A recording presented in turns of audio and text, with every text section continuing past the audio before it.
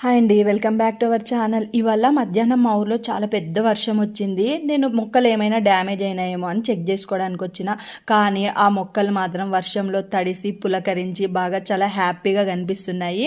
మీరు కూడా అబ్జర్వ్ చేయండి, వర్షంలో తడిసినప్పుడు ఆ గ్రీనరీ డబల్ అయ్యి మొక్కలు ఇంకా అందంగా కనిపిస్తాయి కదా. అబ్జర్వ్ చేసి మీకు కరెక్ట్ అనిపిస్తే కనుక కామెంట్ చేయండి. నేను అలా తిరుగుతూ ఉంటే ఈ గులాబీ మొక్క చాలా హైట్ ఉందన్నమాట. ఆ వర్షం దాడికి గాలికి ఒరిగినట్లు అనిపించింది, పడిపోతుందేమో అని చెప్పేసి నేను ఏదైనా పైపు లేదంటే స్టిక్ పెట్టి కడదామని వెతుకుతుంటే నాకు ఒక స్టిక్ అయితే దొరికింది.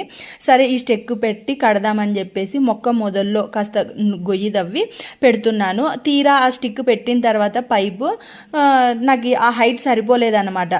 సరిపోదు, మళ్ళీ పడిపోతుంది అనిపించింది. అందుకు దాన్ని తీసేసి దాని హైట్కి తగ్గట్టు మళ్ళీ వేరే పైప్ అయితే పెట్టి నీట్గా కట్టిన.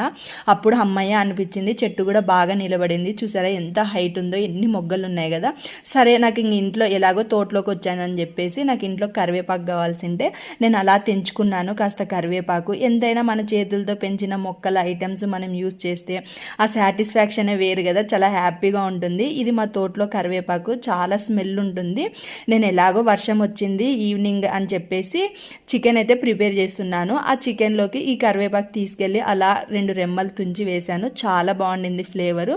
వీడియో నచ్చితే సబ్స్క్రైబ్ చేసుకోండి. మళ్ళీ నెక్స్ట్ వీడియోలో కలుసుకుందాం. అంతవరకు స్టే ట్యూన్, బాయ్.